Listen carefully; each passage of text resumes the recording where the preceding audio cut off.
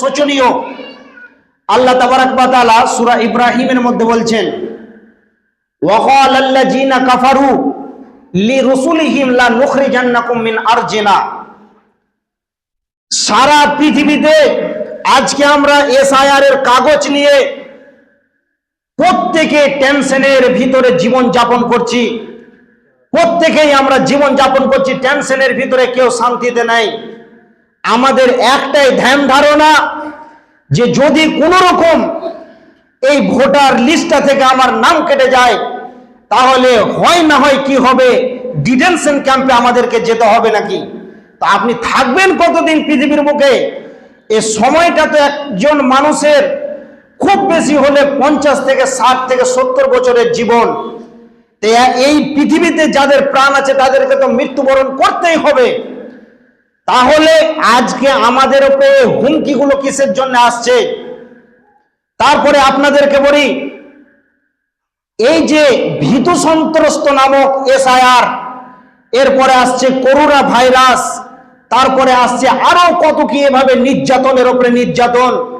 আজকে উড়িষ্যায়, আজকে কেরালায়, তামিলনাড়ুতে, মায়ানমারে, সারা পৃথিবীতে যে জায়গাতে মুসলমান জাতি আছে প্রত্যেকটা মুসলমান জাতিকে পিটছে, মারছে, লাঞ্ছিত করছে, অপদস্থ করছে, তাদের সঙ্গে রুষ্ট ব্যবহার করছে, খারাপ ব্যবহার করছে। এই ব্যবহারগুলো করার কারণ আছে। আল্লাহ তাবারাক ওয়া তাআলা বলছেন, লিইউযিকাহুম বাযাল্লাযী আমিলু লাআল্লাহুম ইয়ারজিউন। আমি আল্লাহ তোমাদের উপরে যদি বিপদ আপদ এইভাবে বর্ষণ না করি, তবে তোমরা কি করবে? যদি না দিই তবে তোমরা নিজের মন মতন জিন্দা জীবন যাপন করবে, আর তোমরা আমি আল্লাহকে বলে ভুলে যাবে। এবং আমি আল্লাহ যখন তোমাদেরকে এইরকম ধরনের ভীত সন্ত্রস্ত এবং বিপদ আপদ দিই, তখন তোমরা কি করো? লাআল্লাহুম ইয়ারজিউন। তখন আমরা কি করে? মসজিদে এসে, আর যখন কোনো দিক থেকে আশ্রয় পাই না, কোনো এমএলএ, এমপি, মন্ত্রী কেউ যখন আমাদেরকে আর কোনো দিক থেকে সাহায্য করতে পারলো না, তখন আমরা কোথায় আসি? মসজিদে চলে আসি। মসজিদে এসে তখন রবকে আমরা সাজদা করি, আর রবের কাছ থেকে তখন মাদাদ চাই, পানাহ চাই, মুক্তি চাই, যে আল্লাহ আপনি আমাদেরকে এরকম মহা বিপদ থেকে উদ্ধার করুন। তার আগে কিন্তু যখন মানুষ শান্তি এবং মানুষ যখন খুব ধন সম্পত্তির মালিক হয়ে যায়, তখন কিন্তু সেই রবকে ভুলে যায়, রবের রাস্তা ভুলে যায়, মসজিদের রাস্তা ভুলে যায়, মুসাল্লি যে তাকে হতে হবে এই রাস্তাগুলো ভুলে যায়। কিন্তু আল্লাহ বলছেন যে তোদেরকে আমি বিপদ দিই, লিইউযিকাহুম বাযাল্লাযী আমিলু লাআল্লাহুম ইয়ারজিউন। আমার তরফ থেকে বিপদ গালা যায় যাতে করে তোমরা আমি রবের দিকে তোমরা ফিরে আসো। এরপরে আসেন, আজকে শুধু আমাদের উপরে এইরকম যে শুধু হুমকি চলছে সেটা নয়, এটা ভুল ধারণা। কোরআন পড়তে শিখুন এবং বুঝতে শিখুন, এবং আপনারা কোরআনকে নিয়ে গবেষণা করুন, পেয়ে যাবেন যে আজকে নতুন কিছু বিষয় নয়। সেটা হচ্ছে কি? আল্লাহ তাবারাক ওয়া তাআলা বলছেন, ওয়াকালাল্লাযীনা কাফারু লিরুসুলিহিম। সারা পৃথিবীতে যত নবী রাসূলগণ এসেছেন, সমস্ত নবী রাসূলগণকে কি বলেছেন? তাদের জাতিরা বলেছেন, ওয়াকালাল্লাযীনা কাফারু লিরুসুলিহিম লানুখরিজান্নাকুম মিন আরজিনা, লানুখরিজান্নাকুম মিন আরজিনা। তোমাদেরকে এই জমিন থেকে আমি কি করে দেব? বের করে দেব, বহিষ্কার করে দেব। এই জমিনে তোমাদেরকে বসবাস করতে দিব না। কারা বলেছে? কাফের, বেঈমান, মুশরিক, মুনাফিকরা তাদের নবীদেরকে এভাবে, ঈমানদারদেরকে এভাবে হুমকি দিয়েছেন। আজকে শিক্ষিত সুধী মণ্ডলী, আজকে আমাদের উপরে এই রকম নির্মম অত্যাচার এবং হুমকি চলছে। ঠিক সেই রকম আজকে যদি যেইভাবে চক্রান্ত চলছে ভারতবর্ষের মাটিতে, পশ্চিম বাংলার মাটিতে, আপনাকে এইভাবে ধরে ধরে যখন ডিটেনশন ক্যাম্পে ভরানো হবে, তার কিছু মুহূর্তে বলবে, বলো তুমি জয় শ্রীরাম, বলো তুমি জয় শ্রীরাম, আর হিন্দুদের যত মন্ত্র আছে সমস্তকে তুমি পড়তে শুরু করো। যখন আমরা পড়তে শুরু করব, তখন তারা বলবে যে তাহলে আর এদেরকে এই জমিন থেকে বের করা হবে না, এদেরকে জমিনে বসবাস করতে দাও। এটা হচ্ছে কাফের, বেঈমান, ইহুদি, নাসারা, কালমাস, লেনিন, কটস্টিল, এদের এটা ধ্যান ধারণা, এবং এরা এটাকে করার জন্য সব সময় উৎপীড়িত হয়ে লেগে আছে। শুধুমাত্র মুসলমানকে তাড়াতে হবে আর অন্যরা থাকতে পাবে। তা আল্লাহ তাবারক ওয়া তাআলা কি বলছেন?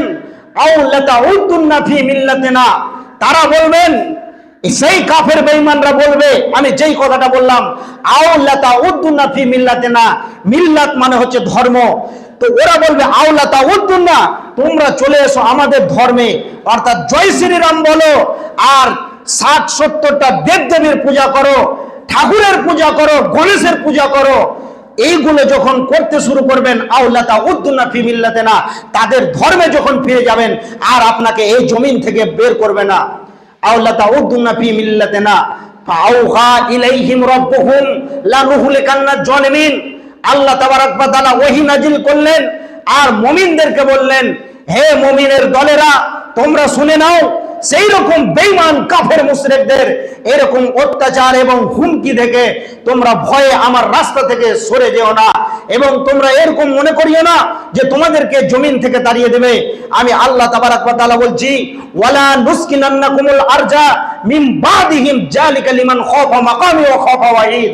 আল্লাহ বলছেন, তোমরাই এই জমিনের উপরে বসবাস করবে, কারোরই ক্ষমতা নাই তোমাদেরকে এক চুল পরিমাণ সরানোর। আল্লাহ বলছেন, যালিকা লিমান খাফা মাকামি ওয়া খাফা ওয়াঈদ।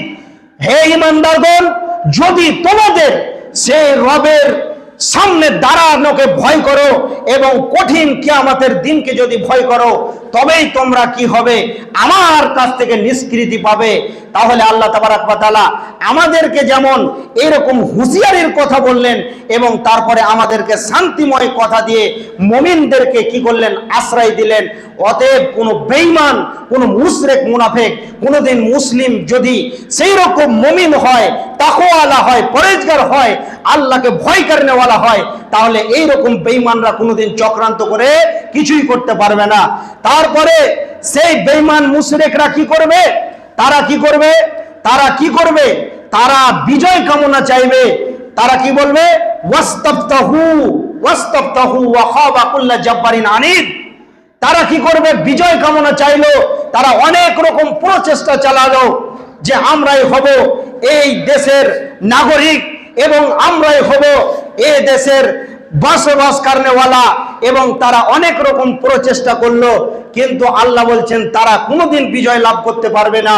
কিন্তু তোদেরকে আমি কয়েকটি প্রসেস, আমি মুকুটময় মহাগ্রন্থ আল কোরআনে আমি আল্লাহ তোমাদেরকে দিয়ে দিলাম, কিন্তু তোমরা যদি ফলো করো।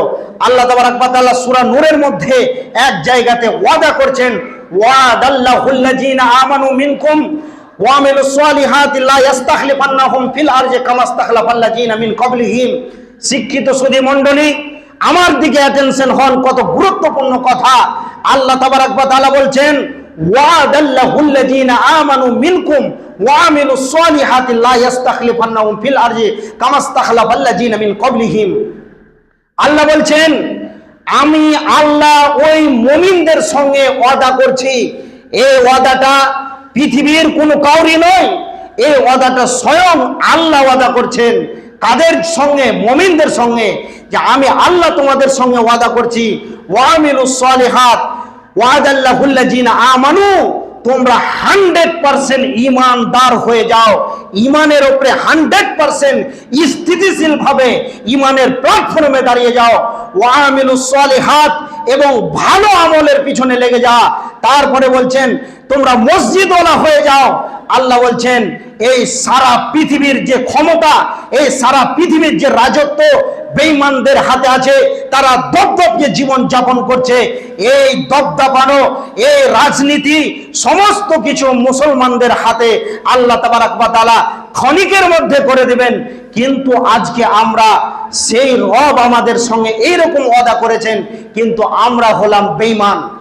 এই গ্রামে যদি 500 ঘর জনসাধারণ বসবাস করে, মসজিদে আপনি দেখতে পাবেন কজনকে? 100 জনকে পাবেন না, 400 জন নামাজ পড়ে না। তাহলে এই মুসলমান জাতি কি করে আল্লাহর কাছ থেকে সাহায্য পাবে? আমরা যখন সালাতে দাঁড়াই তখন আমরা কি বলি? ইয়াকা নাবুদু, সব সময় আমরা কি বলি? ইয়াকা নাবুদু।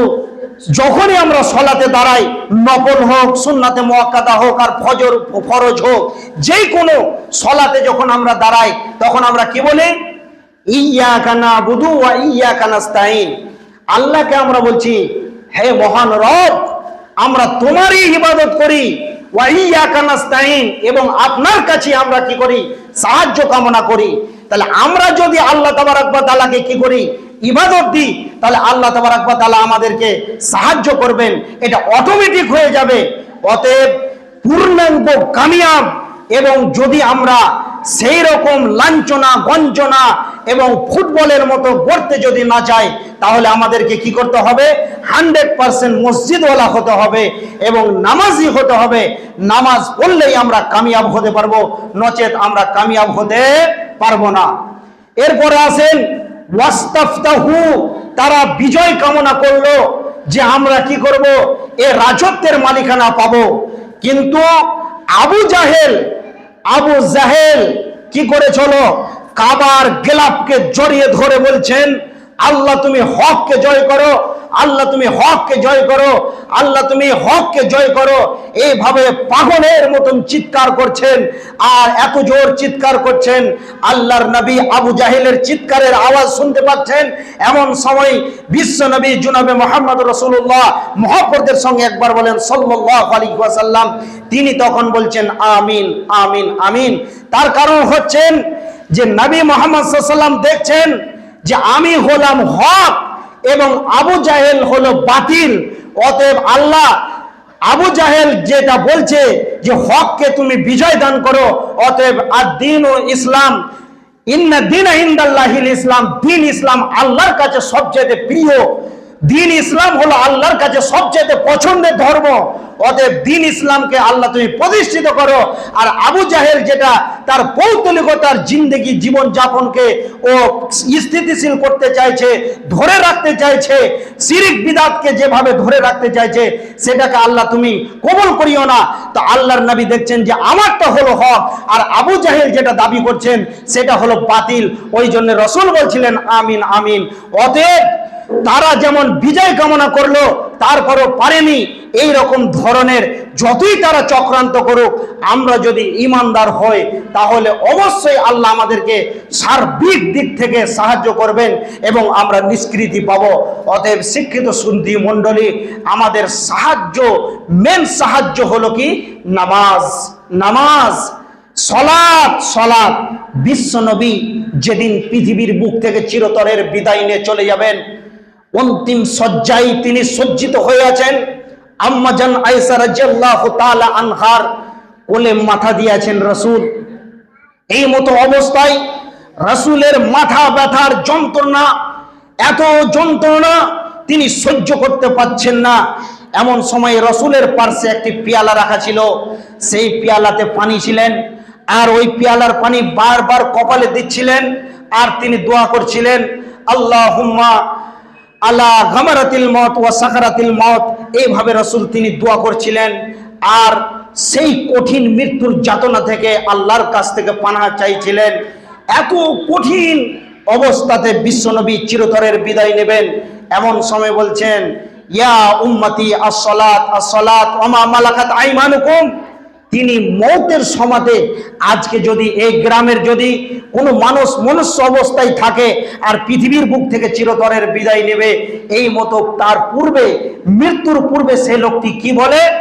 সে বলে আমার ছেলের দিকে দেখিও, আমার মেয়ের দিকে দেখিও, আমার সন্তানরা কি করবে, ওই জায়গাটা রেখে গেলাম, ওই জায়গাটা ভালো করে তুমি গোছিয়ে রাখিও, ওখানে তোমার ভবিষ্যৎ হবে, এটা হবে ওটা হবে, ওই দোকানের মাল অনেকগুলো আছে, ওই মেশিনটা আছে, কম দামে বিক্রি করিও না, তোমাকে যেন কেউ ঠকে নেয় নাই।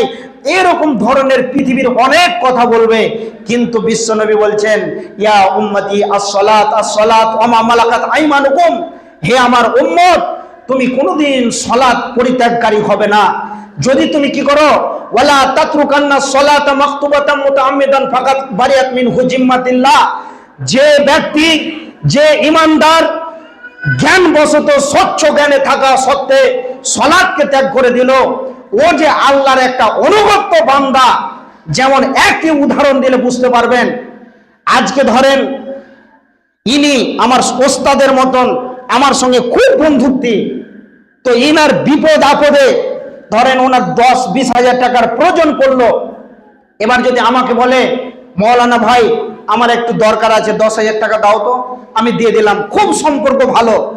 এর মধ্যখানে একটা 10 বছরের সম্পর্ক ভালো আছে, এর মধ্যখানে যদি ওনার সঙ্গে আমার কথা বিনিময় মত বিরোধী হয়ে যায়, এনার সঙ্গে আমার ঝগড়া হয়ে যায়, এরপরে ইনি যখন কোনো বিপদে পড়বে আমার কাছে যদি সাহায্য চাই, আমি কি আর দিব? কোনোদিন দিব না। অতএব আল্লাহর সঙ্গে মহব্বত তখনই থাকে বান্দার যখন সে সালাত আদায় করে, তখন সেই ব্যক্তি আল্লাহর অনুগত্যশীলা বান্দা এবং মহব্বতের বান্দা হয়ে থাকে, এবং আল্লাহ তার প্রতি সন্তুষ্ট থাকে, আল্লাহ তার প্রতি অসন্তুষ্ট থাকেন না। আর যখনই সে সালাত ছেড়ে দেয় তখন সে আর আল্লাহর জিম্মাতে থাকে না। ও মুসলিম তখন লাঠে লাঠে করে বেড়াবে, লাঠ মেরে মেরে তাদের পিঠের চামড়াকে তুলে দেবে। আল্লাহ নীরব দর্শকের ভূমিকা পালন করবেন, আল্লাহ শুধু দেখবেন, কিন্তু ও বেঈমানকে কোনোদিন সাহায্য করবেন না। অতএব সালাত এমন একটি গুরুত্বপূর্ণ ইবাদত, বিশ্বনবী বলছেন আমার উম্মত তোমার জ্ঞানবশত কোনোদিন তুমি সালাত ত্যাগ করবে না। ওয়ালা লা তাতরুকান্না সালাতা মাকতুবাতাম মুতাআম্মাদান ফাকাদ বারিয়াত মিনহু জিম্মাতিল্লাহ। যে সালাত ত্যাগ করে দিল সে আল্লাহর রহমত বরকত সব কিছু থেকে বঞ্চিত হয়ে গেল। অতএব সালাতের গুরুত্ব অনেক আছে। বিশ্বনবী জনাবে মুহাম্মদুর রাসূলুল্লাহ, সকলে বলেন সাল্লাল্লাহু আলাইহি ওয়াসাল্লাম। আজকে আমাদেরকে নবীর কথা বলতে গেলে বলে বলে বলাতে হচ্ছে, বলো সাল্লাল্লাহু আলাইহি সাল্লাম। কিন্তু আজকে আমরা এতটাই দুর্বল, শিক্ষিত সুধী মণ্ডলী, অন্য কোন ধর্মের লোক আছে তাদের মুখে শুধু নবীর কথা আসলে তারা অটোমেটিক বলতে লাগবে, কিন্তু আমরা কত বড় গাফিল। বিশ্ব নবীর নামে যদি দুরূদ পড়েন কি ফায়দা আছে জানেন ভাই? দাঁড়িয়ে রাখলে কি ফায়দা আছে? কঠিন কিয়ামতের দিনে যখন মানুষ, এখন যে গ্রীষ্মের সময় আসলো, আপনি ফাঁকা ময়দানে ভুট্টার জমিতে আর যে কোনো জায়গাতে প্রান্তে কাজ করেন, যখন এত গরমে কাজ করবেন আর কাজ করতে করতে যখন আপনি ক্লান্ত হয়ে যাবেন, শরীর থেকে আপনার ঘাম বয়ে বয়ে বয়ে শরীরের পানি যখন শুকিয়ে যাবে, পিয়াসা এমনভাবে আপনাকে আক্রান্ত করবে আর আপনি ময়দানে থাকতে পারবেন না, খেতে খামারে থাকতে পারবেন না, তখন আপনাকে পানির কাছে যেতে হবে। পানি পান না করলে আর জানে বাঁচা যাবে না। তো কঠিন কিয়ামতের দিনটা এইগুলো দিনের মতন হবে না, এর থেকে লাখো কোটি গুণ শক্তিশালী মজবুত দিন হবে, কঠিন দিন হবে।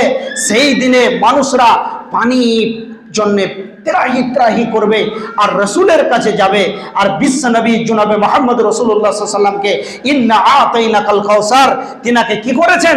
হাউজে কাউসারের মেজবান বানিয়েছেন, তিনাকে মালিক বানিয়েছেন।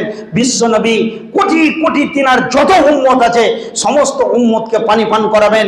আর যারা রাসূলের সুন্নতকে, মান আহাব্বা সুন্নতি ওয়া মান আহাব্বানি কানা মাই ফিল জান্নাত, মান আহাব্বা সুন্নতি ফাকাদ আহাব্বানি ওয়ামান আহাব্বানি কানা মাই ফিল জান্নাত। যে লোকটি রাসূলের সুন্নতগুলোকে কি করবে? মহব্বত করবে, ভালোবাসবে, সেই লোকটি রাসূলের সঙ্গে জান্নাতে বসবাস করতে পারবে। তো এখন থেকে যদি আমরা রাসূলের তরিকা, রাসূলের সুন্নতগুলোকে আমরা যদি পুঙ্খানুপুঙ্খানুভাবে পালন করি, তবে আমরা কি পাবো? সেই রাসূল তিনি আমাদেরকে পানি পান করাবেন। আর আমরা যখন রাসূলের কাছে যাব পানির জন্য, তখন রাসূল আমাদের চেহারা চরিত্রের দিকে দেখবে, ভাষার দিকে দেখবেন, আর দেখার পরে দেখবেন যে এই লোকটা সারা জীবনে কোনোদিন নামাজি নয়, এই লোকটা জীবনে কোনোদিন রাসূলের সুন্নত পালন করেনি, দাঁড়িয়ে রাখতে পারেনি, বেহায়া বেলিল্লা বেশরমের মতন জীবন যাপন করেছে। ও বেঈমান যখন পানির জন্য যাবে, বিশ্বনবী জনাবে মুহাম্মদ রাসূলুল্লাহ সাল্লাল্লাহু আলাইহি সাল্লাম ওকে পানি দেবে না। তারপর এই বেঈমান দেখবে রাসূল তো হলো মহব্বতের ব্যক্তি, তিনার কাছে যে কোনো হালাতে গিয়ে, যে কোনো অবস্থাতে গিয়ে, যে কোনো কৌশল করে কি করা যাক আমরা ওখানে যাই, দিয়ে পানি পান করে নি। যখন সে যাবে আল্লাহর খাস ফেরেশতা থাকবে সেই বেঈমানকে ছাপ্পা মেরে বুকে লাঠি মেরে দূরে সরিয়ে দেবে। আর বিশ্বনবী বলবেন সুকান সুকান লিমান গায়্যারা মিন দীনি সুকান সুকান ফামান বাদদালা মিন দীনি। তুমি দূর হও, তুমি দূর হও, তোমার আমি কোনো পার্সেন্ট খুঁজে পাচ্ছি না, তোমার আমি কোনো সূত্র খুঁজে পাচ্ছি না যে তুমি আমার উম্মত। অতএব বিশ্বনবীর উম্মত হতে গেলে এই রকম এই যে মুহাব্বত করতে হবে, সুন্নতগুলোকে আমাদেরকে ফলো করতে হবে। তাই বিশ্বনবী বলে গেছেন বহু পূর্বে, তিনি বলেছেন তারাক্তু ফীকুম আমরাইন লান তাজিল্লু মা তামাসসাকাম বিহিমা কিতাবাল্লাহ ওয়া সুন্নতি রাসূলিল্লাহ। হে আমার উম্মত, তোমাদেরকে কোন পৃথিবীর শক্তি লাঞ্ছিত করবে না, অপদস্থ করবে না, কেউ তোদের গায়ে হাত দিতে পারবে না যদি তোরা দুইটি জিনিসকে ফলো করে চলিস পৃথিবীর বুকে। একটা হলো এই যে আল্লাহর কোরআন এবং হচ্ছে আমার দেওয়া রাসূলের তরিকা এবং রাসূলের সুন্নাত। এই দুটোকে যদি আমরা আঁকড়ে ধরে থাকি তাহলে সারা পৃথিবীতে যত বেঈমানের বাতিলদের শক্তি আছে সমস্ত বাতিলদের শক্তিকে চুরে পুড়ে পাড়িয়ে শেষ করে দিবে। কিন্তু যদি আমরা কি করি, আমরা যদি কোরআনকে ছেড়ে দিই আর রাসূলের মহব্বত গুলোকে ছেড়ে দিই, রাসূলের সুন্নাতকে ত্যাগ করে দিই, তবে আমরা এইভাবে ফুটবলের মতন লাথি খাবো আর ঘুরে বেড়াবো। আর অন্য জাতিরা মুসলমানদের পিঠের চামড়াকে তুলে চাপ্পাল বানিয়ে তারা পৃথিবীতে ভ্রমণ করবে। অতএব শিক্ষিত সুধী মণ্ডলী, আমাদেরকে কোরআনকে ধরতে হবে এবং আমাদেরকে রাসূলের সুন্নাতকে ফলো করতে হবে। আর সবচাইতে বড় লাঞ্ছিত এবং অপদস্থ হওয়ার কারণ হলো, সবচাইতে বড় লাঞ্ছিত এবং অপদস্থ হলো এই কারণগুলো: ঐক্যহারা মুসলমান, পদে পদে অপমান, ঐক্যহারা মুসলমান, পদে পদে অপমান। আল্লাহ তাবারাক ওয়া তাআলা বলছেন ওয়াতাসিমু বিহাবিলিল্লাহি জামিআ ওয়া লা তাফাররাকু। হে পৃথিবীর মানুষ, তোমরা আল্লাহর রশ্মিকে মজবুত করে ধরো। অতএব এখান থেকে আমি যেটা বুঝাতে চাইছি, রশ্মিটা কি জিনিস? এক মুসলমান, আল মুমিনু মিরআতুল মুমিন, এক মুমিন আরেক মুমিনের আয়নার মতন ভাই ভাই। অতএব আজকে দেখেন এক মুসলমান অপর মুসলমানের সঙ্গে মিল নাই, মহব্বত নাই। আজকে আমরা লাইনচ্যুত হয়ে গেছি, আজকে আমরা বিক্ষিপ্ত হয়ে গেছি, বিক্ষিপ্ত হয়ে গেছি, আমাদের জমায়েত নাই।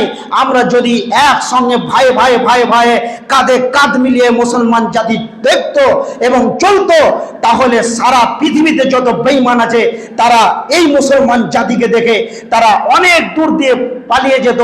এবং এই মুসলমান জাতি যদি এক হয়ে ঐক্যবদ্ধ হয়ে যদি জীবন যাপন করত, তাহলে তারা আমাদের দৃশ্য দেখে কি করত?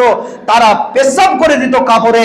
অতএব আজকে আমরা নিজেরাই শেষ হয়ে গেছি, আমাদের ঐক্য ছুটে গেছে, আজকে আমাদের সালামের প্রচলন কমে গেছে। একজন আরেকজনের হিংসা করি, আরেকজন আরেকজনের পরনিন্দা করি। আজকে মুসলমান জাতি সব থেকে দুইটি ভাষাতে মেতে গেছে। এক নম্বর হলো কি, একজন মানুষ যদি খুব মেহনত করে একটা বাড়ি করে, এখন গাড়ি করে, দুবিঘে জমি করে, তারপরে ওর পাশে যে থাকবে তার আর হিংসেতে ঘুম হবে না, তাকে পরিশ্রম করতে হবে, এটা আর ওর মাথায় কাজ করে না। ও শুধু ওকে নিয়ে পড়ে আছে, কি করে হলো, ওকে কি করে ধ্বংস করা যায়, ওকে কি করে শেষ করা যায়, এই রকম ধরনের লেগে আছে। কিন্তু আপনিও পরিশ্রমী হন, পরিশ্রম করেন। ছোট্ট মতো জীবনে আরাম আয়েস নেওয়া যাবে না, তার কারণ মেন আয়েস আরামের জীবন তো সেই দিন আমরা নেব যেই দিন আমরা জান্নাতে যাব। অতএব শিক্ষিত সুধী মণ্ডলী, আজকে যদি কোনো মানুষের প্রতি অন্যায়ভাবে হিংসা করে, এমনি এমনি যদি তার প্রতি হিংসা করে, জুলুম অত্যাচার করে, আর জুলুমাতুন, কেউ যদি অত্যাচার করে একজন মাজলুমের উপরে, তাহলে সেই জুলুমটা হবে কিয়ামতের দিনে অন্ধকার। অতএব শিক্ষিত সুধী মণ্ডলী, খবরদার কারোর প্রতি হিংসা করবেন না এবং অযথায় কারোর প্রতি গীবত করবেন না। এবং মুসলমান এইভাবে শেষ হয়ে যাবে যদি আমরা একে অপরকে যদি সাহায্য না করি, একে অপরে ভাই ভাই হয়ে না চলি। আল্লাহর নবী বলছেন ওয়াল্লাহি লা ইউমিনু, ওয়াল্লাহি লা ইউমিনু, ওয়াল্লাহি লা ইউমিনু। ওই লোকটি আল্লাহর কসম করে নবীজি বলছেন যে আমি কসম করে বলছি ওই লোকেরা মুমিন নয়, ওই লোকেরা মুমিন নয়, ওই লোকেরা মুমিন নয়। যে বাড়ির একজন প্রতিবেশী তার কাছ থেকে কষ্ট পায়, একজন প্রতিবেশী আজকে রাত্রিতে অনাহারে সে কি করবে? রাতটাকে যাপন করবে, রাতটাকে অতিবাহিত করবে, আর তার পাশের বাড়ির লোক পেট পুরে খাবে আর খেয়ে আনন্দ চিত্তে ঘুমাবে। আল্লাহর নবী বলছেন ওয়াল্লাহি লা ইউমিনু, ওই ব্যক্তি মুমিন নয়। যদি সে মুমিন হতো তাহলে ওর প্রতিবেশী অনাহারে থাকতো না। অতএব শিক্ষিত সুধী মণ্ডলী, আল্লাহর নবী বলছেন বাল্লা ইয়ারহাম লা ইরহাম, যে ব্যক্তি কোনো মানুষের প্রতি দয়া করে না সেই ব্যক্তির প্রতি আল্লাহর দয়া থাকে না। যে ব্যক্তি মানুষের প্রতি দয়া করে না তার প্রতি আল্লাহর দয়া থাকে না। অতএব যদি আল্লাহর দয়া নিতে হয় তাহলে আমাদেরকে কি করতে হবে? মানুষের প্রতি দয়া করতে হবে, মাজলুমদের প্রতি দয়া করতে হবে, দুর্বলদেরকে আমাদেরকে দয়া করতে হবে। আর একটি হাদিস মনে পড়ে গেল, আল্লাহর নবী বলছেন, মান সালাসা কুন্না ফীহি ইয়াসসারাল্লাহু হাতবাহু ওয়া ইয়াদখালহু জান্নাতাহু রিফকুন বিযাইফ ইহসানুল মামলু সাফকাতুল ওয়ালিদাইন। আল্লাহর নবী বলছেন, হে আমার উম্মত, তোমরা যদি কি করো?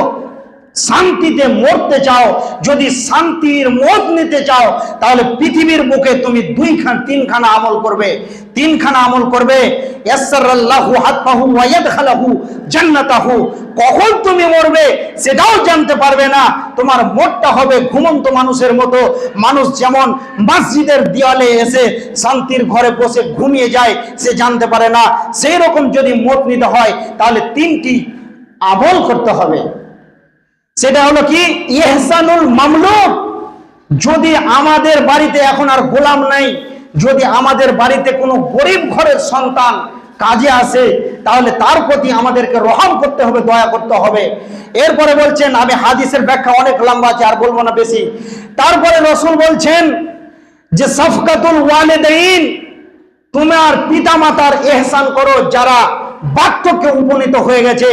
আল্লাহর নবী বলছেন, হুমা জান্নাতুকা ওয়া নারুকা, তোমার পিতামাতাই হলো তোমার জন্য জান্নাত এবং জাহান্নাম। এবং যদি আমরা কি করি? এই তিনখানার প্রতি আমল করি। ইয়াসসারাল্লাহু হাতবাহু ওয়া ইয়াদখালহু জান্নাতাহু, মান সালাসা কুন্না ফীহি ইয়াসসারাল্লাহু হাতবাহু ওয়া ইয়াদখালহু জান্নাতাহু, ইহসানুল মামলুক সাফকাতুল ওয়ালিদাইন রিফকুন বিযাইফ। এবং যারা কমজোর, যাদের বুদ্ধিতে কুলায় না এবং অসহায় ব্যক্তি, তাদেরকে যারা সাহায্য করবে। অতএব বার্ধক্যে উপনীত যখন হবে পিতামাতা, তখন তাদের সেবা শুশ্রূষা করা, এবং যখন আমাদের কাছে যখন কোনো কাজের লোক আসবে তখন আমাদেরকে কি করতে হবে? তার সাথে ভালো ব্যবহার করতে হবে, ইহসান করতে হবে, এবং কমজোর যারা আছে তাদেরকে আমাদেরকে সাহায্য করতে হবে। তবেই আমরা কি পাবো? নিষ্কৃতি পাবো। অতএব আল্লাহর সাহায্য নিতে গেলে কিসের দরকার? সলাতের দরকার। এ জাতি যদি সলাত 5 ওয়াক্ত ঠিক রাখে তাহলে পৃথিবীর কোনো শক্তি তাদেরকে লাঞ্ছিত করতে পারবেন না। তাহলে আজকে আমাদের বড় মাধ্যম দ্বারা বললাম যে ওয়াতাসিমু বিহাবিলিল্লাহি জামিআ ওয়ালা তাফাররাকু। যদি আমরা বিচ্যুত হয়ে যাই তাহলে আমরা শেষ হয়ে যাব। আর যদি আমরা কি করি? একে অপরে মহব্বতের জীবন যাপন করি তাহলে আমরা কি হয়ে যাব? আমাদেরকে কেউ আর অপদস্থ করতে পারবে না। আমরা এরকম বাঘের মতো জীবন যাপন করব। অতএব আজকে একটা কবিতা বলি। এক বৃদ্ধের 5টি ছেলে, 5 রকমের মতি, মিল ছিল না, ভাব ছিল না একে অন্যের প্রতি। বৃদ্ধ একদিন একটি আঁটি কমচি দিল হাতে, বলল, দেখি পারো কে সব ভাঙতে একই সাথে। পারলো না কেউ। বৃদ্ধ তখন আটিটাকে খুলে একটি কমচি দিল সবার হাতে তুলে। ভাঙলো সবাই। বৃদ্ধ বলল, দেখলে কেমন ফল, একা হলে দুর্বল হবে একতাতেই বল। আজকে যদি 10খানা লাঠি এক জায়গাতে থাকে তাহলে আপনি শরীর সমাধি হয়ে যাবে, ভাঙতে পারবেন না। আর ওই আটিকে খুলে যদি একটা একটা করে কমচি সবার হাতে দেওয়া হয় তাহলে ওইটা পটপট পটপট করে ভেঙে দিবে। অতএব শিক্ষিত সুধী মণ্ডলী, যদি আমরা মুসলিম ভাই একে অপরে যদি আমরা মহব্বত হয়ে জীবন যাপন করি তাহলে অন্য জাতিরা দেখবে না, এদেরকে লভানো যাবে না। আর যদি আমরা এইরকম করি তাহলে আমাদেরকে কি করবে? এইভাবে অপদস্থ করতে থাকবে। এবং আমরা এই যে অনেক লাঞ্ছিতর শিকার হচ্ছি এবং মুসিবতের শিকার হচ্ছি, আমাদের উপরে যে প্রেশান তাকলিফ চলছে, এটা কিসের কারণে? আমরা পথভ্রষ্ট হয়ে গেছি এর কারণে।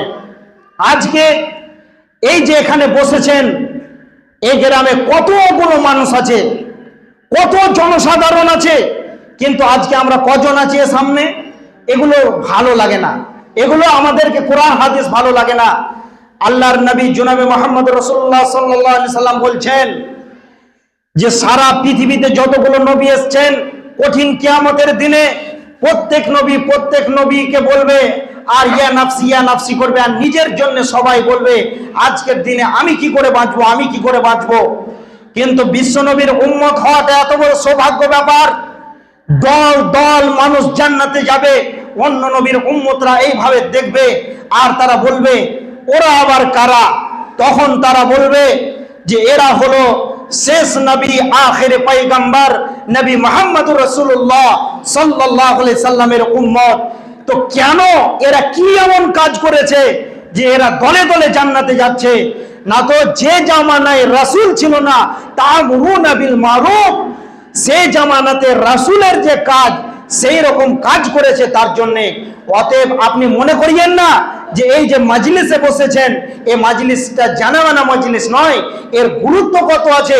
মুসলিম শরীফের হাদিস, আল্লাহর নবী বলছেন কোন মানুষ যদি দ্বীনি মাজলিসে বসে, এই দ্বীন ইসলামের মাজলিসে যদি সে বসে এবং তার নিয়তকে যদি সে পরিশুদ্ধ করে নেয় এবং সে যদি মনে করে যে আল্লাহ আর জীবনে আমি কোনোদিন যা করেছি বিগত জীবনে আর কোনোদিন করব না, আজ থেকে আমি তওবা করে নিলাম, তুবু ইলাল্লাহি তাওবাতান নাসুহা, সেই ব্যক্তি এমন তওবা করবে যেমন ছিদ্র কাপড়ে যদি তালি দিয়ে দেওয়া হয় এপার থেকে যেমন ওই পার দেখা যায় না, ওই রকম যদি সে তওবা করে তাহলে আল্লাহ তাবারাক ওয়া তাআলা ওই ব্যক্তির এই মাজলিসেই তার জীবনের সমস্ত গুনাহকে মাফ করে দেবেন এবং তাকে মাসুম বাচ্চা বানিয়ে দেবেন।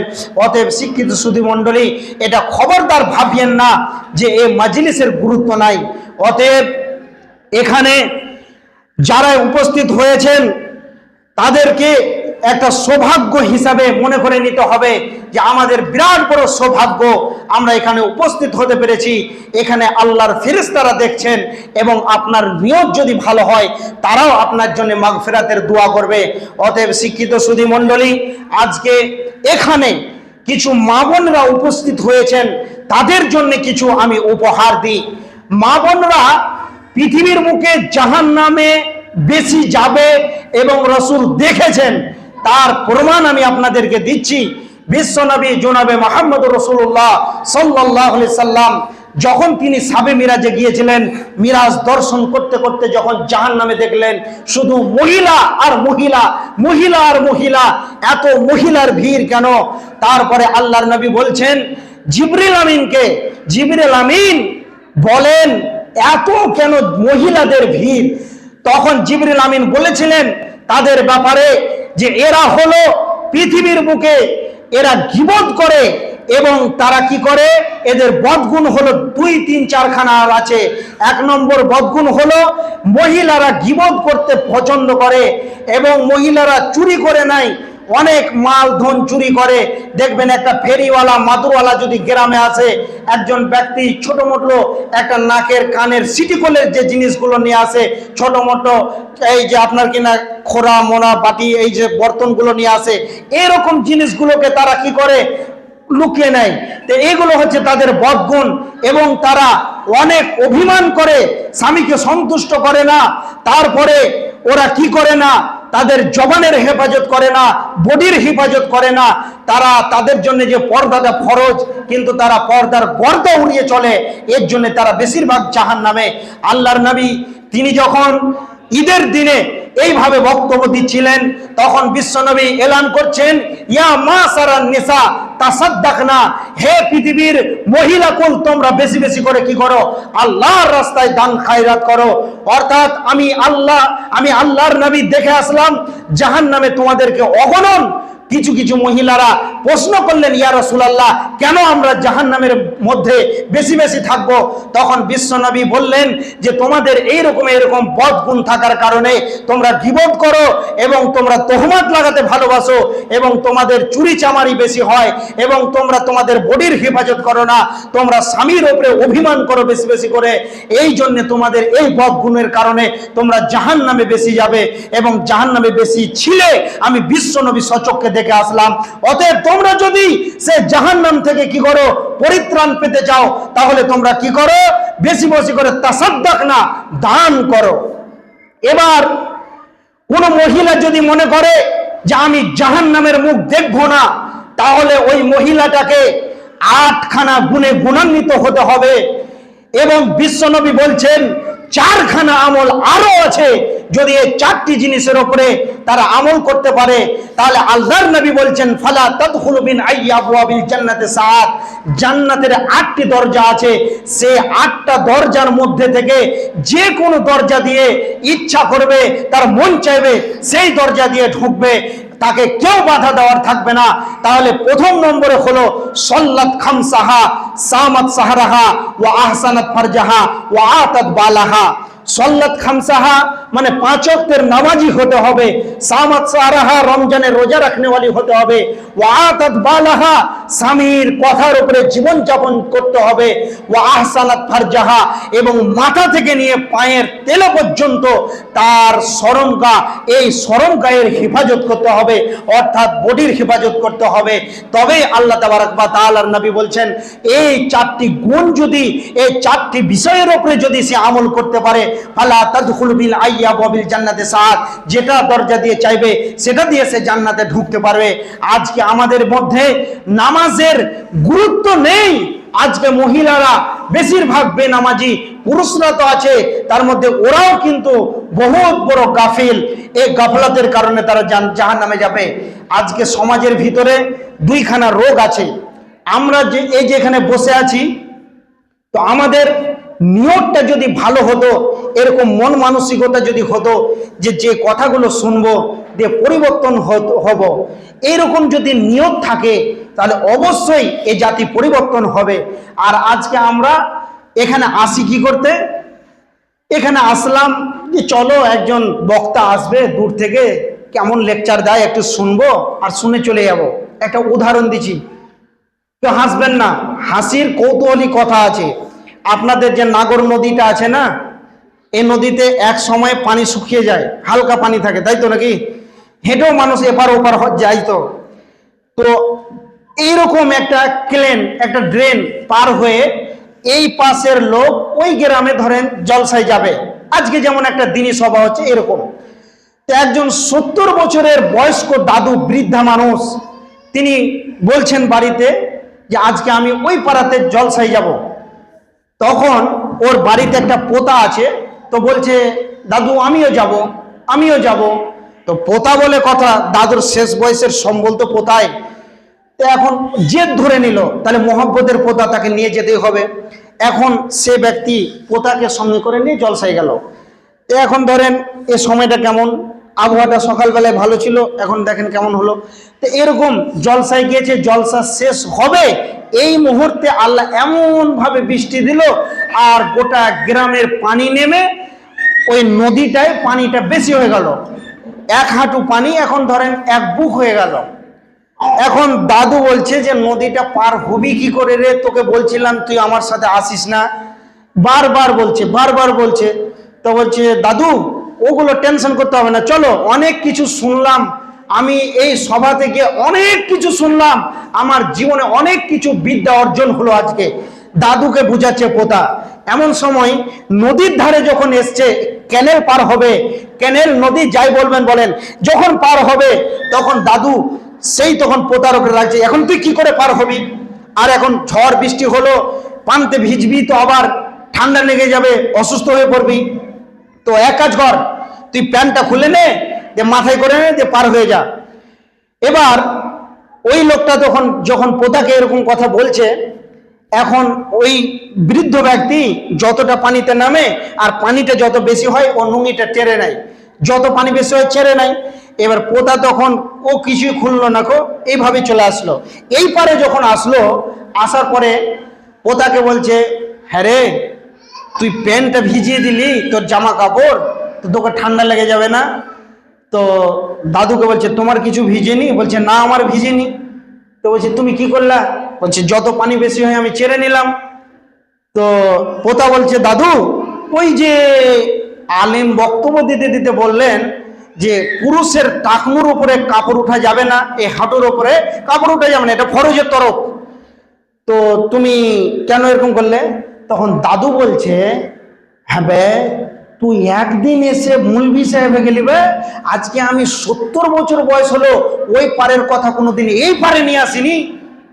আমি ওই পারের কথা এই পারে নিয়ে আসিনি, ওখানে শুনেছি ওখানে রেখে চলে এসেছি। এখন বর্তমান সমাজে যত জলসার প্রোগ্রাম হচ্ছে, মানুষ যদি তার মন মানসিকতা এরকম রাখতো যে আমি পরিবর্তন হব তার জন্য যাচ্ছি, তাহলে কিন্তু পরিবর্তন হতো। তারা যেখানেই শুনলো এখানের কথা এখানেই থাকবে, আর আমরা মসজিদ থেকে বাড়ি নিয়ে যাব না। এখন একটা মেয়ের বিয়ে হলো, খুব ভালো পরিবারে বিয়ে হয়েছে, সম্ভ্রান্ত ঘরের মেয়ে, জীবনে কোনোদিন যারা দেখবেন বহু ধন সম্পত্তির মালিক, যাদেরকে আল্লাহ সম্পদ দিয়েছে, তাদের ঘরে দিন ধর্মের কোনো আলোচনা হয় না, তারা কোরআন হাদিসের কোনো তাওয়াক্কা করে না। তারা যখন মরবে একজন মুলবিকে ভাড়া করে নিয়ে চলে যাবে আর বলে আমার বাপের কবরে জিয়াদ করে দাও, দোয়া করে দাও, আজ 14 গোষ্ঠীকে জান্নাতে ভরে দাও। তারা টাকা দিয়ে জান্নাত কিনতে চাইছে, কিন্তু সূরা হাদিসের তাফসীর পড়বে, কঠিন কিয়ামতের দিনে বান্দা বলবে যে আল্লাহ আমি অনেক কিছু মাল ধন সম্পদ ছেড়ে এসেছি, ওগুলো আপনি সব নিয়ে নেন, যে আমাকে আপনি কি করেন নিষ্কৃতি দেন। আল্লাহ বলবেন ইউ খাজু, তোমার কোনো কিছু আমি নিব না, আজকে কোনো ফি দিয়ে কাজে লাগবে না, তোমার আমল দেখবো আমি।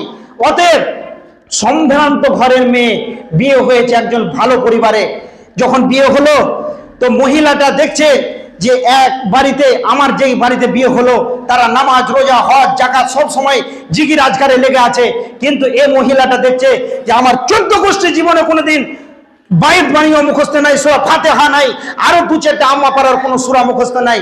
এখন এর বাপকে রাত্রিবেলা গভীর রাতে ফোন করে বলছে আব্বা তুমি আমার কোন বাড়িতে বিয়ে দিলে, 5 বার উজু করছে, কিভাবে নামাজ পড়ছে, কালাম করছে, কোরআন পড়ছে, এগুলো বাড়ি আমাকে ভালো লাগছে না। বাপ মেয়েকে বরং ভালোবাসে, বাপ মেয়েকে অনেক ভালোবাসে, প্রাণ দিয়ে মহব্বত করে। বাপের মন কি, তার দিলের খবর হচ্ছে কি যে এ মেয়েকে আর আমি বাড়িতে দিব। তখন তার বাপ বলছে যে মা তুমি যে বাড়িতে আছো, তোমার বড় বৃদ্ধা যে দাদি আছে, সেই দাদিটা যেমন যেমন করবে তুমিও সেমন সেমন করবে, শিখে নেবে। এখন বয়স্ক মহিলা, ঠান্ডার কালটা পেরিয়ে আসলো, গরম এখন ঢুকতে শুরু হয়েছে। এই ঠান্ডার দিনে একজন বয়স্ক মানুষ উজু করছে, আর উজু করতে করতে সেই ঠান্ডার কারণে থুথু করে কাঁপছে। তখন এই যুবতী মহিলাটাও থুথু করে কাঁপছে আর নামাজ পড়ছে। তো এই বয়স্ক মহিলা আলহামদু সূরা যখন পড়ছে, তো এই ঠান্ডার কারণে ও এইভাবে পড়ছে আলহামদুলিল্লাহ রাব্বিল আলামিন।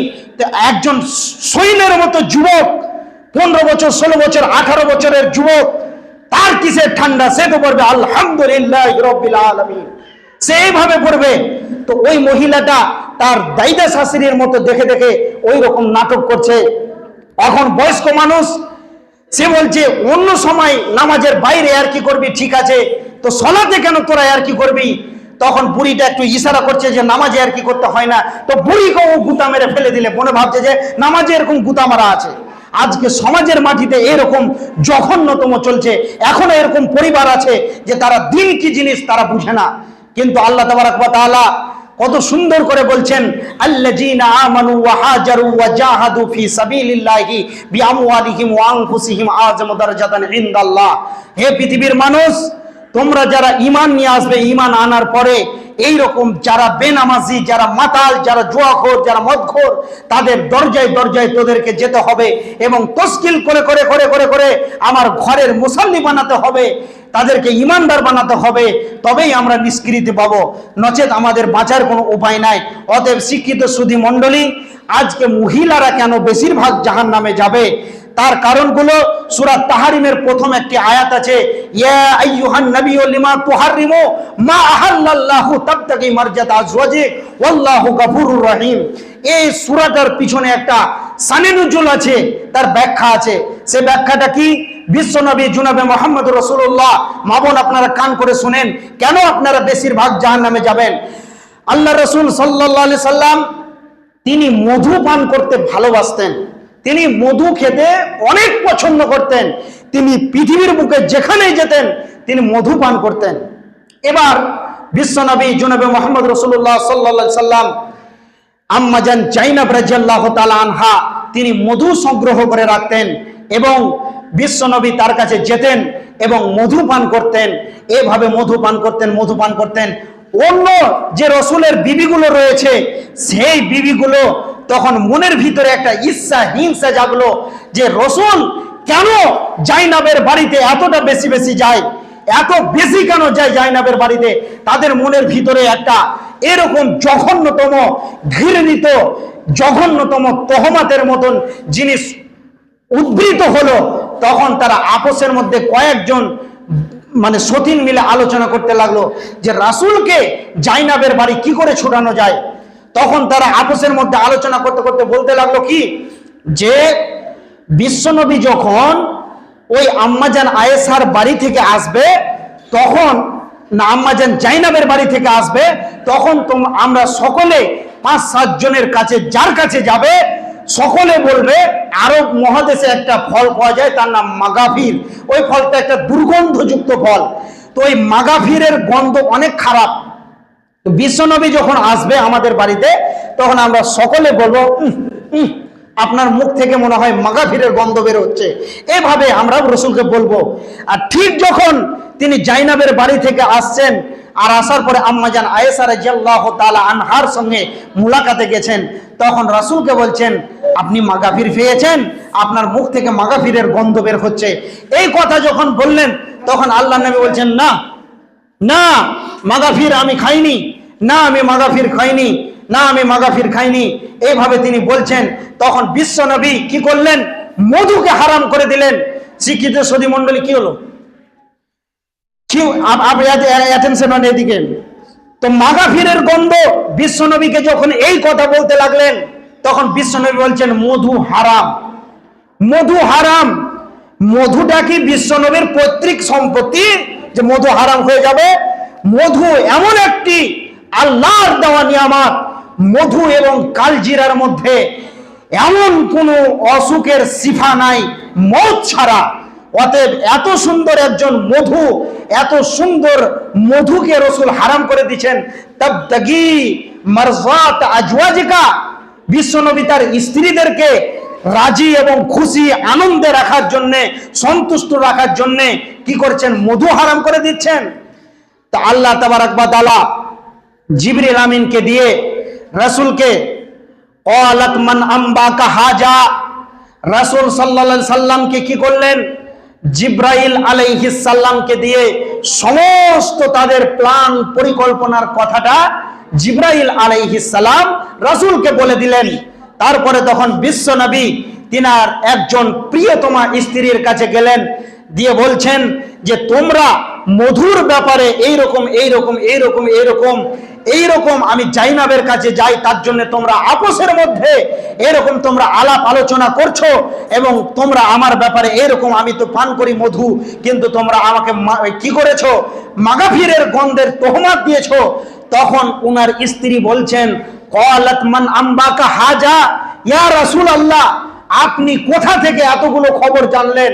ক্বালাত নাব্বান আনিয়াল আলিমুল খাবীর, তখন তিনি বললেন যে আমাকে আলিমুল খাবীর মহান রব আমাকে জিব্রাইলের মারফতে কি করেছেন? খবর দিয়েছেন। তাহলে বিশ্বনবীর ওপরে তিনার স্ত্রীরা কিভাবে একটি মিথ্যা তোহমত লাগাচ্ছেন যে আপনি মাগাফির খেয়েছেন। এরপরে আল্লাহ তাবারাক ওয়া তাআলা বলছেন ইন তাতুবা ইলাল্লাহি ফাকাদ সাগাত কুলুবাকুমা, হে রাসূলের স্ত্রীরা তোমরা কি করো? তোমরা তোমাদের রাসূলের কাছে ক্ষমা চাও, আল্লাহর কাছে ক্ষমা চাও। আল্লাহু গফুরুর রহিম, নিশ্চয়ই আল্লাহ তোমাদেরকে ক্ষমা করবেন। আসা রাব্বুহু ইন তাল্লাকাকুন্না আইয়িবদিলাহু আজওয়াজান খায়রাম মিনকুন্না মুসলিমাতিন মুমিনাতিন কানিতাতিন তাইবাতিন আবিদাতিন সাইহাতিন সাইয়্যিবাতিন ওয়া আবকারা। একজন মহিলা যদি জান্নাতি হতে চায়, তাহলে তার ভিতরে 8টা গুণ থাকবে। মুসলিমাতিন মুমিনাতিন কানিতাতিন তাইবাতিন আবেদাতিন সাইহাতিন সাইবাতিন ওয়া আবকারা। এই 8টা গুণের মধ্যে আমি আপনাদেরকে বলে দিই, অবশ্যই এই দিকে অ্যাটেনশনটা রাখবেন। মুসলিম, মুসলিম কাকে বলবেন? লা ইলাহা ইল্লাল্লাহ, লা ইলাহা ইল্লাল্লাহ, আল্লাহ ছাড়া কোনো সত্য আমাদের উপাস্যক নাই, কাউর ইবাদত করা যাবে না, আল্লাহরই ইবাদত করতে হবে। আল্লাহ ছাড়া আর আমাদের দ্বিতীয় কোনো ইবাদতের উপাস্য এবং যোগ্য ব্যক্তি নাই। অতএব আমাদেরকে আল্লাহর ইবাদত করতে হবে। মুহাম্মাদুর রাসূলুল্লাহ, রাসূলুল্লাহ সাল্লাল্লাহু আলাইহি ওয়াসাল্লামকে কেন নিয়ে আসলেন? আরে আপনি আমি যে ইবাদতটা করব, সেই ইবাদতটা কিভাবে করব সেটা তো নয়। তাহলে কার প্রয়োজন? আল্লাহ তাবারাক ওয়া তাআলা বলছেন, লাকাদ কানা লাকুম ফি রাসূলিল্লাহি উসওয়াতুন হাসানা, তোমাদের জন্য আমি একজন নমুনা পাঠালাম, তাকে তোমরা ফলো করবে এবং তিনি যা করবেন তোমাদেরকে তাই করতে হবে। এর জন্য মুহাম্মদুর রাসূলুল্লাহ তার তরিকা অনুযায়ী তোমরা আমল করবে। অতএব একজন মহিলাকে কি করতে হবে? মুমিনা হবে, মুসলিম হতে হবে। মুসলিমের আরো কয়েকটি উদাহরণ আছে। বিশ্বনবী জনাবে মুহাম্মদ রাসূলুল্লাহ সাল্লাল্লাহু আলাইহি ওয়াসাল্লাম তিনি বলেছেন, কাকে বলা হয় মুসলিম? একটা গরু, একটা মহিষ, একটা উট, একটা ঘোড়ায় যদি আপনি নাকে নাখিল দিয়ে দেন তাহলে কি হয়ে যাবে? সে আপনার তত্ত্বাধীনে হয়ে যাবে। আপনি একটা খুঁটা গেড়ে দেবেন তো যত বড় রশ্মিটা থাকবে ততটা জায়গা চড়তে পারবে, তার থেকে আর বাইরে যেতে পারবে না। তো লা ইলাহা ইল্লাল্লাহ, তার মানে আমরা যখন বলে দিয়েছি যে আল্লাহ ছাড়া আমাদের সত্য কোনো উপাস্য নাই, ইলাহ নাই, তবে আমাদেরকে আল্লাহ তাবারাক ওয়া তাআলার যতগুলো হাদিস এবং কোরআনের যতগুলো আইন, রুলস, প্রসিডিওর যতগুলো আছে, এই হাদিস কোরআনের গণ্ডির ভিতরে হয়ে যেতে হবে। অর্থাৎ কোরআন যদি বলে যে তোমাদের জন্য পর্দা ফরজ, তাহলে প্রত্যেকটা মহিলাকে পর্দা করতে হবে, এটা বাধ্যতামূলক। কোরআন যদি বলে পর্দা করতে হবে না, তাহলে তাকে করতে হবে না। কার কাছে পর্দা করতে হবে? যারা গায়র মুহররম তাদের কাছে পর্দা করতে হবে। এবং কোরআন যদি বলে যে কার কাছে পর্দা করতে হবে না, কোরআন বলছে তোমার স্বামীর সঙ্গে তোমার কোনো পর্দা নাই, তাহলে সেখানে সে পর্দা করবে না। অর্থাৎ কোরআন হাদিস তাকে যেরকম যেরকম ভাবে চালাবে সেরকম সেরকম ভাবে চলবে। এর জন্য একজন দার্শনিক, উর্দু দার্শনিক বলছে, दुनिया में अगर रब चाही चलोगी तो आखिरत में मन चाही चल पाओगी, और दुनिया में अगर मन चाही चलोगी तो आखिरत में रब चाही चलना पड़ेगा। কোনো মানুষ যদি এই পৃথিবীর বুকে কোরআন এবং হাদিসের গণ্ডির ভিতরে ঢুকে যায়, কোরআন হাদিসের যে বর্ডার আছে সে বর্ডারকে মধ্যে যদি ঢুকে যায়, এই বর্ডার ক্রস করে যদি সে না চলে যায়, তাহলে সেই ব্যক্তি হবে মুসলিম এবং মুমিনা। এই রকম ব্যক্তির জন্য আল্লাহ তাবারাক ওয়া তাআলা বলছেন যে ওরাই হবে মুসলিম যারা কোরআন হাদিস তাদেরকে যেভাবে চালাবে সেরকম চলবে।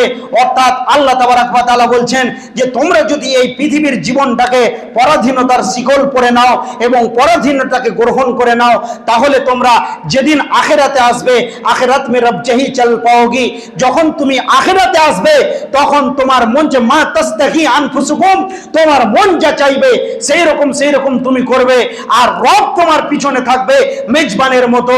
আর যদি তুমি দুনিয়া মে আগর মন চাহি চলোগি, দুনিয়াতে যদি নিজের মন মতন চলি, নিজের মন যা চাইবে তাই করব। এখন আপনাদেরকে গলা ফাটিয়ে বলছি, সুদের মতন জঘন্যতম পাপ পৃথিবীর বুকে নাই। যদি বলি সালাত ত্যাগ করে দেওয়া পৃথিবীর বুকে সবচেয়ে বড় গুনাহ, তবে আপনার কানে ঢুকছে না, আপনি এই কথাটাকে মানলেন না। এরকম যদি আপনার মন মানসিকতা হয়, তারপরে যদি আপনাকে বলি যে কুল্লিল মুমিনাতি ইয়াগুযু মিন আবসারিহিম, তুমি কি করো? যখন তুমি পৃথিবীর মুখে ভ্রমণ করবে, চলাফেরা করবে, যেখানে যাবে তুমি তোমার নজরের হিফাজত করো, তোমার জবানের হিফাজত করো, তোমার সময়ের হিফাজত করো। 24টা ঘন্টাকে আল্লাহর হুকুম, রসুলের তরিকায় অনুশীলনের নাম হলো সালাত। এইভাবে যদি তুমি কি করো, ফলো করে করে চলো, তাহলে আপনি সেই দিন কামিয়াব হতে পারবেন। আর যদি আপনি কি করেন, এই দুনিয়াতে যদি আপনার মন চাই চলে, তাহলে আপনাকে কি করতে হবে? পরকাল আপনার বেকার হয়ে যাবে, বরবাদ হয়ে যাবে। আপনি কোনোদিন আর আপনি পর স্বাধীনতার মুখ দেখতে পাবেন না। অতএব আজকে যদি বলি যে ভাই আপনি বিড়ি ছেড়ে দেন, আপনি বলবেন তুই যা বলবি বল, তোর কথা আমি শুনবো না। আর তারপরে যদি বলি সুদটা ছেড়ে দেন, তারা ছাড়বে না, নিজের মন মতো চলবে। কিন্তু যেদিন সেই ব্যক্তিকে জাহান্নামের মধ্যে নিক্ষেপ করা হবে, জান্নাতীদেরকে যখন জান্নাতের মধ্যে প্রবেশ করতে দেওয়া হবে, জান্নাত জাহান্নামের মধ্যখানে সামান্যটুকু আল্লাহ ফারাগাত রাখবেন এবং জান্নাতীরা জাহান্নামীরাকে দেখতে পাবে আর জাহান্নামীরা জান্নাতীদেরকে দেখতে পাবে। আর সেইভাবে কলহ বিভাগ এবং সেই জাহান্নামের ভিতর থেকে চিৎকার করবে, জাহান্নাম তো অশান্তির জায়গা, না পাবে খেতে, না পাবে পান করতে, না পাবে আরাম, না পাবে শান্তি, অশান্তি আর অশান্তি। লা ইয়ামুতু ফিহা ওয়া লা ইয়াহইয়া, তারা সেখানে মরবে না। এই রকম জঘন্যতম জায়গাতে যখন তারা থাকবে, এই শাস্তি যখন তারা গ্রহণ করবে, তখন তারা খেতে পাবে না, পান করতে পাবে না।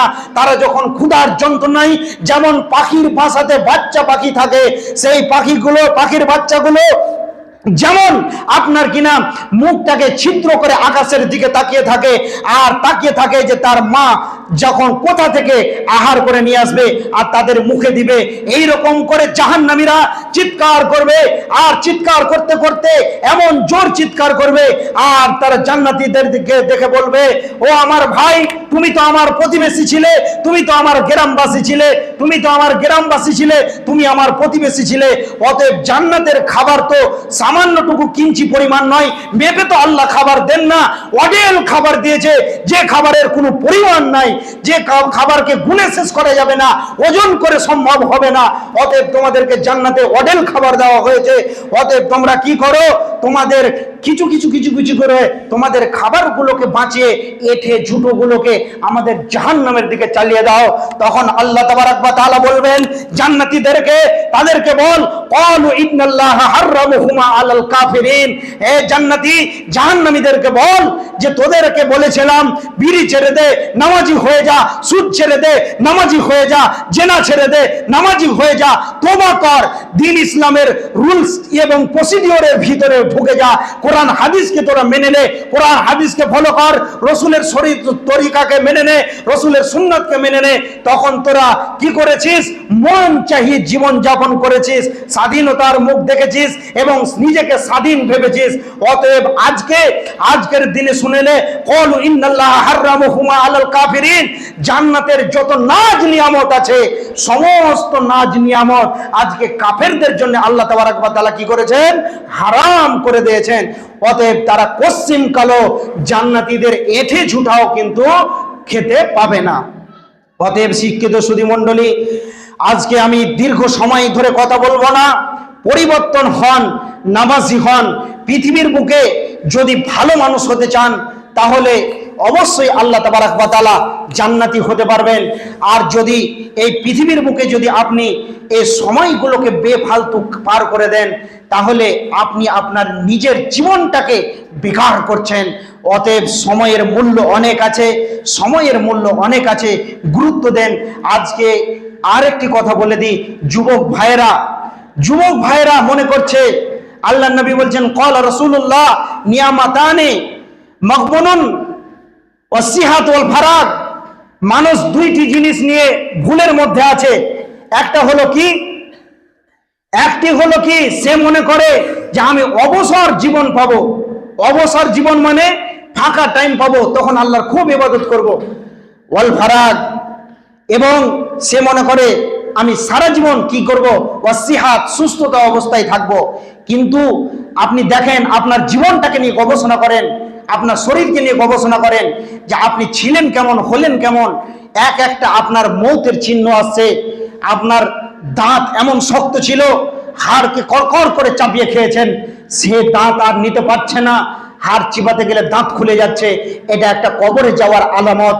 হালকা হালকা মাথায় চুল পেকেছে, তার মানে এটা আপনাকে কবর আরো এক ধাপ আগিয়ে ডাকছে। আপনি চোখে অনেক কিছু দেখতে পেয়েছিলেন, কিন্তু আপনি বুঝলেন যে চোখ আর কাজ করছে না, তার মানে জেনে নেন কবর আপনাকে ডাকছে।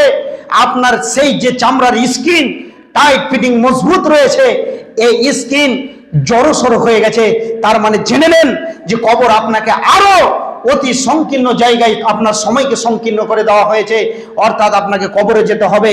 অতএব চিরজীবন সুস্থ থাকবেন না, আর ফাঁকা টাইম কোনোদিন নসিবে মিলবে না। অতএব শিক্ষিত সুধী মণ্ডলী, যারা কি করেন যুবক অবস্থাতে কি করে আল্লাহর ইবাদত করে, ওয়াসাবুন নাসাফি ইবাদাতিল্লাহ, যৌবন অবস্থাতে যারা আল্লাহর ইবাদত করে, এই যৌবনের ইবাদত এবং বার্ধক্যের ইবাদত হাজার হাজার গুণ ডিস্টেন্স রয়েছে। একজন যুবক ছেলে যদি শুরু থেকে নিয়ে শেষ পর্যন্ত ইবাদত করে, বৃদ্ধ যখন হয়ে যাবে সে, তখন যদি তার বয়স হয়ে যায় আর যদি সে সালাত আদায় না করতে পারে, পেচ্ছাপ পায়খানা করে দেয়, মাথায় কাজ করে না, ব্রেন স্ট্রোকের রোগী হয়ে গেছে, তখন যদি যে সালাতগুলো তার ছুটে যাবে, ওই লোকটি যৌবনকালে ইবাদত করার কারণে তখন ওই লোকটা পেনশনের মতন নেকি পেতে থাকবে। সালাত আদায় না করলেও সে নেকি পাবে, যেহেতু যৌবনকালটাকে আল্লাহর রাস্তায় দিয়েছে। অতএব শিক্ষিত সুধী মণ্ডলী, আল্লাহর নবী বলছেন, ওয়া গিনাকা কাবলা ফাকরিকা, ধন সম্পদ হলো নিয়ামত, ফকির হয়ে যাওয়ার আগে। আজকে দেখেন ভাই আমার, আপনি অনেক টাকার মালিক, অনেক টাকার মালিক, আপনার কাছে এখন হয়তো ধরেন 10,000 টাকা আছে। সর্বনিম্ন কথা বলছি, প্রত্যেকটা মানুষকে আল্লাহ অনেক শান্তি দিয়েছে, অনেক ধনের মালিক বানিয়েছে। অতএব আপনার কাছে যে 10,000 টাকা আছে, এই টাকার মধ্যে থেকে আপনি 500 টাকা দান করতে পারবেন। আর যেদিন আপনি বার্ধক্যে পৌঁছে যাবেন, এই 10,000 টাকার মধ্যেও আপনার সন্তানরা বন্টন করবে, কিন্তু আপনি সেদিন কি করতে পারবেন না? দান খায়রাত করতে পারবেন না। এই বলে একজন সাহাবীর কথা বলি, সেই সাহাবীটার নাম, আমি এখানে কালেকশনের কথা বলিনি ভাই আমার, একটু মনোযোগ সহকারে শুনেলেন। সাদরের টাইমগুলোকে চেয়ে নিচ্ছি, হায়াত বাকি তো মোলাকাত বাকি, আর মনে হয় কোনোদিন আসতে পারি না আসতে পারি, হয়তো আমার মত কালকে হয়ে যেতে পারে। কিন্তু এই কথাগুলো শুনেলেন, আজকে দেখেন আপনার যখন বয়স হয়ে যাবে, শরীর সমাধি হয়ে যাবে, যখন আপনি শুনবেন যে এই মসজিদে দান করে এত নেকি, মাদ্রাসায় দান করলে এত নেকি, তখন আপনি অনেক প্রচেষ্টা করবেন, কিন্তু আপনার কোনো কাজ হবে না। যখন আপনার মাল হাতছাড়া হয়ে যাবে, তখন আপনার আর কোনো কাজ হবে না, তখন আপনি ফকির হয়ে যাবেন। ছেলেকে বলবেন, বাবা 500 টাকা দাও, আল্লাহর ঘরে দান করব। তারা আপনাকে ঝিড়কি মেরে মেরে কথা বলবে, আপনার ক্ষমতা হবে না জোর করে তাদের কাছ থেকে নিয়ে আল্লাহর ঘরে দান করবেন, এবং আপনি মসজিদ মাদ্রাসায় দিবেন। তো এইরকম ধরনের অনেক আপনার এইরকম আপনি ভিখারি হয়ে যাবেন। আল্লাহর নবীর সাহাবী আমর বিন আস রাদিয়াল্লাহু তাআলা আনহু, তিনি অনেক সম্পদকে জমিয়ে রেখেছেন। এই মতো অবস্থায় রাসূল সাল্লাল্লাহু আলাইহি সাল্লামের এত বিচক্ষণ সাহাবী, তিনি যখন অন্তিম শয্যায় পৃথিবীর বুক থেকে চিরতরের বিদায় নেবেন, তিনার ছেলেকে বলছেন, বেটা তোমার জন্য ওই যে কাঠের বাক্সটা দেখতে পাচ্ছ, এই বাক্সে আমি অনেক মাল রেখেছি, অতএব তুমি এই মালগুলোকে নিয়ে নাও। তখন আল্লাহর নবীর সাহাবীকে বলছেন, আব্বা আপনি আপনার মাল নিয়ে যান, আমার এগুলো মালের দরকার নাই। তখন আমর বিন আস অঝোর নয়নে কাঁদছিলেন আর আফসোস করছিলেন যে আজকে আর আমার সময় নাই, অতএব আমি যদি কি করতাম, এই মালগুলোর পিছনে যে সময়টা দিয়েছি যদি আল্লাহর রাস্তায় দিতাম, তাহলে আমার কত বড় সৌভাগ্যবান ছিলাম আমি। আর আজকে আমার মাল এতটাই বেশি হয়ে গেছে, আমার সন্তান নিতে চাইছে না। অতএব শিক্ষিত সুধী মণ্ডলী, যখন মৌতের সংকীর্ণ সময় টাইম চলে আসবে, তখন আপনি মনে করবেন সারা পৃথিবীতে যা কিছু করেছি সব যদি আল্লাহর রাস্তায় দিয়ে দিতাম, তবে আমার কতই না ভালো হতো। খুব আফসোস করবেন, এই যা মাতাল ইনসান ইনকাত আনহু মাল আমানহু, যে একটা মানুষ যখন মারা যায় তার সমস্ত আমলের লাইন বন্ধ হয়ে যায়। এবং আল্লাহর নবী বলছেন, কঠিন কিয়ামতের দিনে কোনো ছায়া থাকবে না, আল্লাহর আরশের ছায়া। অর্থাৎ যে ব্যক্তি দান করে ডান হাতে বাম হাত টের পায় না, ওই কঠিন দিনে নিষ্কৃতির জন্যে এবং আমাদের সুপারিশের জন্যে আমরা সেই জায়গাতে স্থানটাকে পাওয়ার জন্যে যেমন টিকিট বুকিং করতে হয় এসি আর আপনার কিনা রিজার্ভেশনের, ওই রকম এই পৃথিবীটা হলো আমাদের টিকিট বুকিং করার জায়গা। অতএব আমরা যদি মনে করি যে আমরা ওই জায়গাতে স্থানে থাকব এবং আরাম আয়েশ চাইব, তাহলে আমাদেরকে দান খায়রাত করতে হবে। পৃথিবীর বুকে জান্নাতে যাওয়ার একটা মাধ্যম হলো দান করা। অতএব শিক্ষিত সুধী মণ্ডলী, কে দান করবেন কত করে? আপনারা যা পারবেন দেন আমার হাতে, আমি আপনাদেরকে কিছু দোয়া দিব। আল্লাহ তাবারাক ওয়া তাআলা অবশ্যই একজন মুসাফিরের দোয়া আল্লাহ কবুল করেন।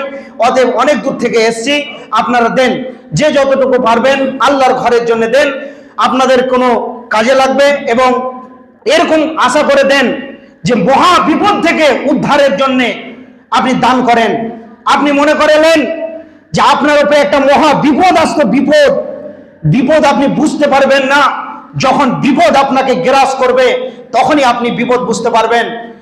তো ভাই আমার, আল্লাহর নবী বলছেন যে তোমরা যদি বিপদ থেকে মুক্তি পেতে চাও, আর সাদকা ও তারুদ্দুল বালা, বেশি বেশি করে তোমরা দান করো। বেশ কিছু ভাই আমার দান করলেন, কি নামে দিচ্ছেন ভাই আমার? হে আল্লাহ রব্বুল আলামিন, তোমার বান্দারা 100-200 করে আল্লাহ দান করছে, 500-1000 কে দেনেওয়ালা কেউ নয়, সব 100 গো দেন আল্লাহর রাস্তায়।